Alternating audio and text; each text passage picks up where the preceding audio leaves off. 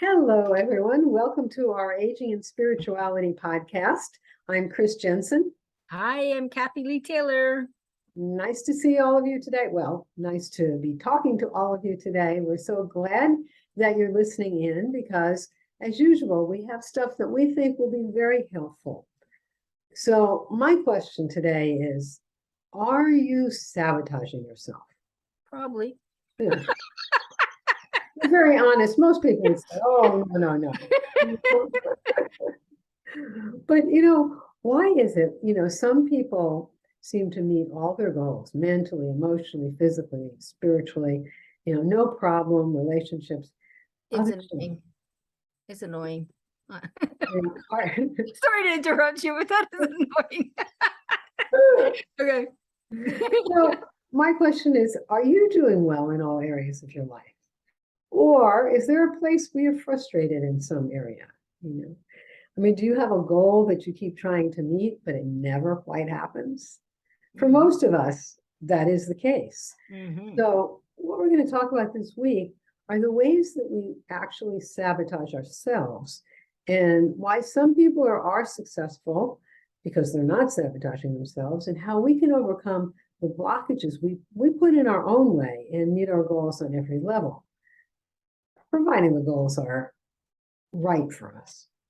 So one of the biggest obstacles is competing priorities. People don't ever think about this, but the first question is just how many goals do you have? I mean, I always have a lot of goals. What are you right, talking about? right. So here's the process to deal with it. Okay. Write down your main goal. What is the thing that is most important to you, the real goal that you want? Okay. And you make a list of all those other goals. If you list them all, they can be 15, 20, however many. Then you take a red pencil and you very brutally make a line through anything that isn't going in the direction of the main goal, that isn't taking you in that direction.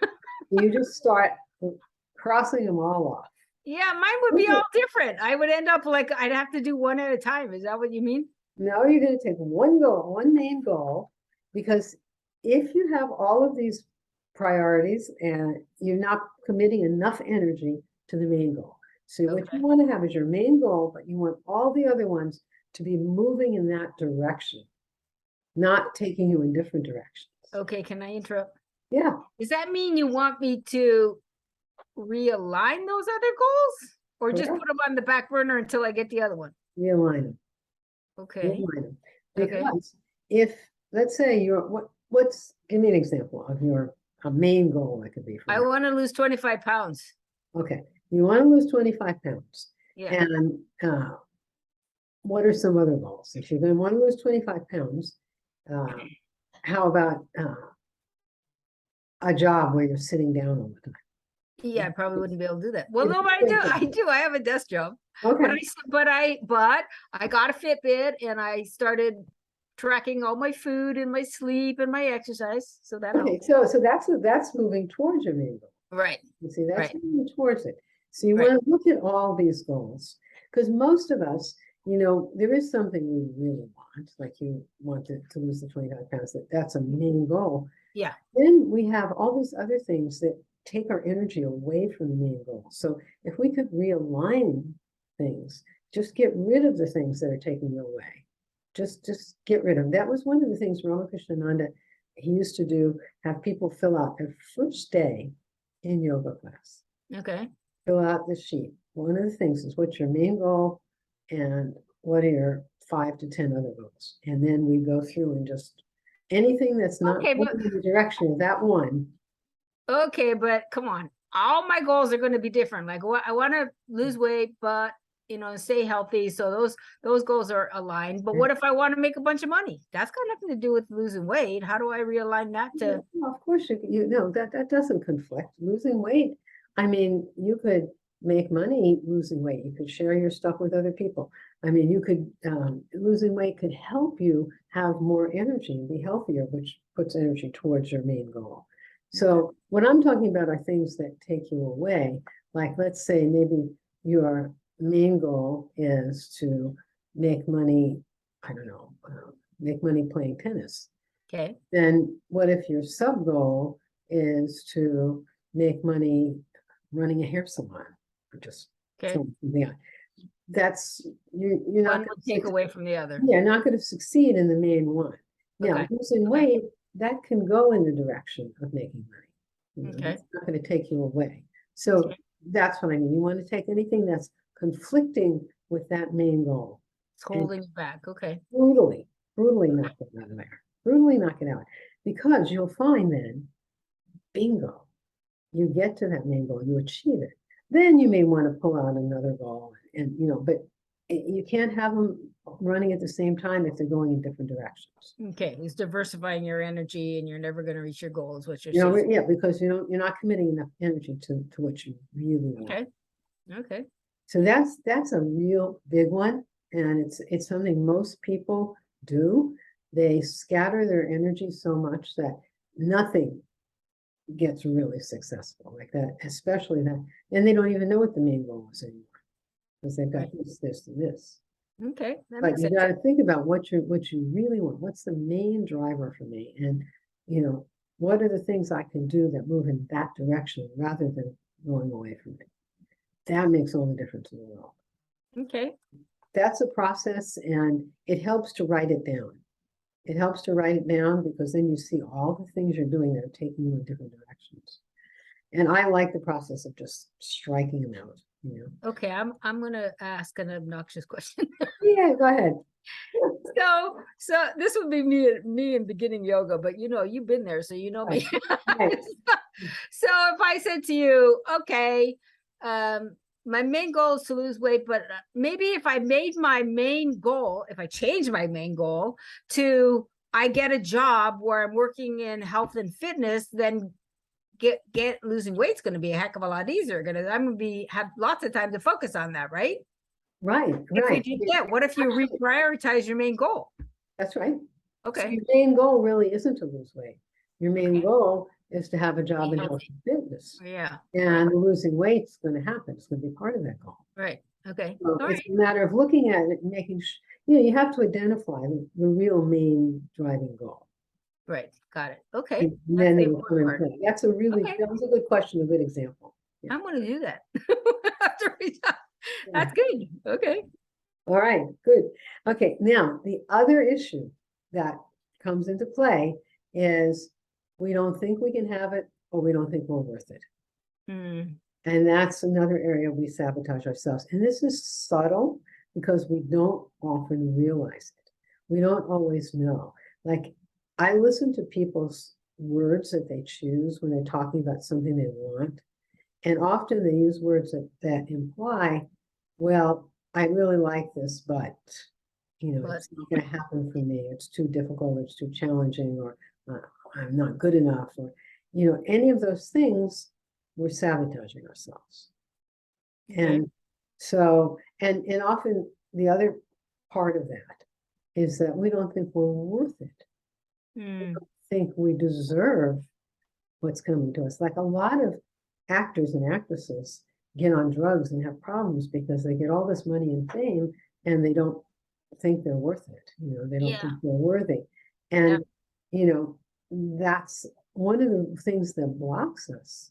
Well, that's a really important one. I hate to interrupt you, but how does that sound? Like when you're talking to somebody and they are expressing that I am not worthy, how does that sound to you? What words are you hearing? What are they saying?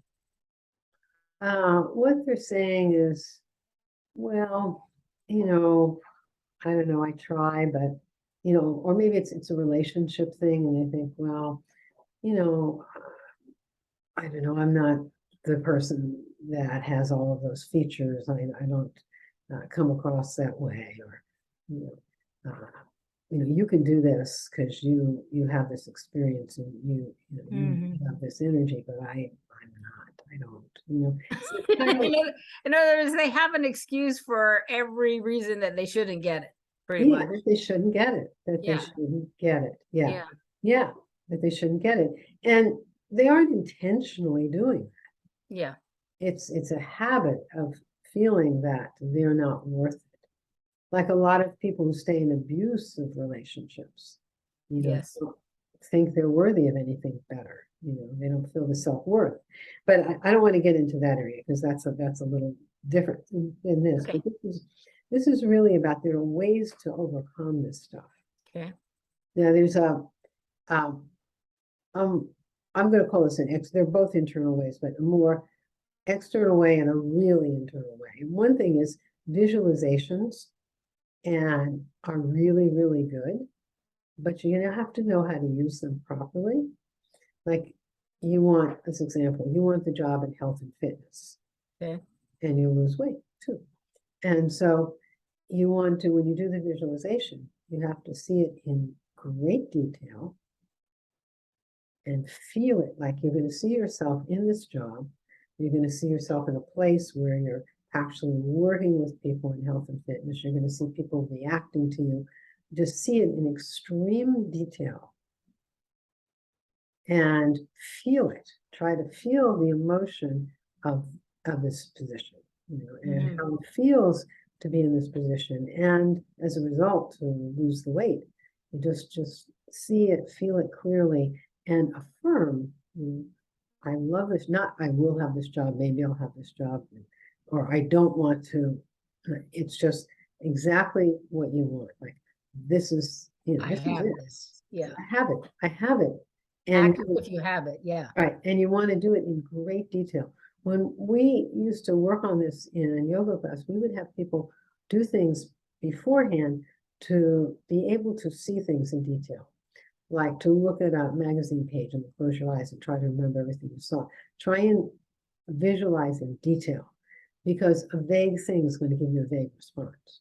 Okay. You want to have extreme detail. It's so much detail that you feel it. You feel the emotion of it. And that's the way you can visualize and bring something into your life. And you just know that this is a fact. And then let it go. Let it go. Don't keep doing it like 15 times a day. You do it, you can do it every day, but do it really clearly and strongly. And then let it go. You say, may the higher will be done. Right. Makes And it sense. covers yourself. So that's one thing that I think we can all do, but the main thing is to just put that effort into really visualizing carefully. And then the other thing that we can do, which I think is awesome, is when we experience the inner self, that place inside of us that is, it has peace, it has power, it has no limitations. When we experience that inner self, we know whatever we need will come to us, and we know who we are is that infinite loving presence. Right. Now, that sounds like a bunch of words, but it is experienceable. And so we want to do a meditation practice that helps us to experience that, because even if we just touch on it, Okay. that will flow into our lives. We'll start to know that whatever we need will come to us. Whatever we need is going to come. We have the inner power to change anything, and who we are is this loving consciousness. That will come. So this practice, it's a very basic meditation practice, but it opens a couple of centers, and it's very, very helpful to allowing us to get into that centered place. And so what we do is we put our awareness at the base of the spine, and we visualize a white light coming up behind the heart along the spine. And then we're going to just let it expand, let this light expand like a soft pink or blue light. And we can mentally chant Om or love, but it's important to do both. Do the chanting because that helps you focus. Just let it expand and expand. And we do that for a few minutes. And then we bring it in. And then we bring that light up and into the head, into the point between the eyes, just above the eyebrows. We call it the third eye. And then we bring it above our head. We just pause here a moment. And then we bring it up above our head. We visualize a sphere of white light. And we let that light pour down over us. It just gets us calm and peaceful. And then after we've done that for a few minutes, and we'll do each of these for a few minutes, after we've done that for a few minutes, we just gather it all back and bring it all the way back down. And that will help you to get into that place. So I thought we could just take a couple minutes Yeah, this and is I'll good. talk us through this so you have tangible experience. Yeah, I'll do Close it. your eyes if you like. It's good to close your eyes because it helps to not be distracted by everything around you. And then you visualize at the base of your spine a white light. And this light moves up your spine and it pauses at a point right behind the heart.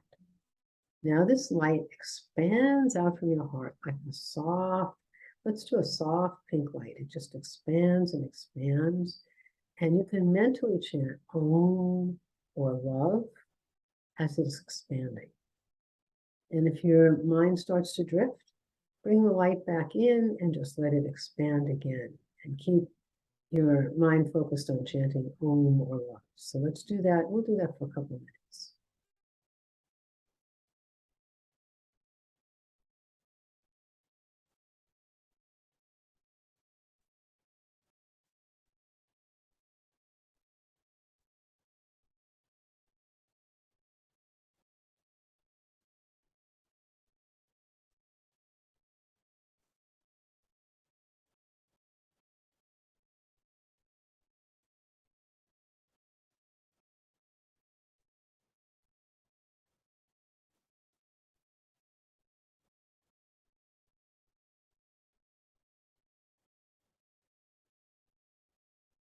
Okay, now bring that soft light back into the heart. And now let's visualize that light moving up your spine. It moves into your head, comes to the point just above the eyebrows, the third eye, pauses there briefly. And now it moves above your head to the sphere of white light. And just let the light pour down over your head and your brain. And you can just mentally say peace, peace, peace, or Om. And just try to focus on that. Try to, if your mind gets distracted, go back to peace, peace, or Om, Om, visualizing the light.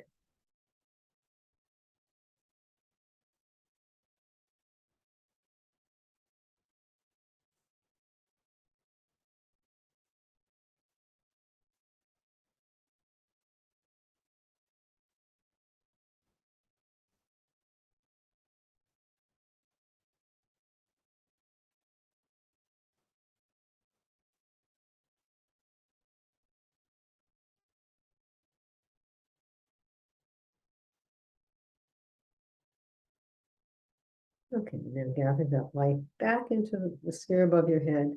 It comes down to the third eye, it moves down your back, pauses behind the heart, and then it moves all the way down to the base of your spine. And then you can open your eyes. Oh, that's nice. It puts you in a different place. And as you get comfortable doing this, you'll start, first you'll feel more peaceful, then you'll start to sense the absolute power within you and to know that what you need will come to you. So it's a lot of love too. yeah, it feels like a very powerful way to attract, which is Yeah, same way as saying creating, only right. a lot of people talking about it like attracting or manifesting. Mm-hmm. And that is the way to do it on an energetic level. It's Yep. very powerful. Yeah. So try these things. Let us know if you like them, if they work for you, because no point sabotaging ourselves.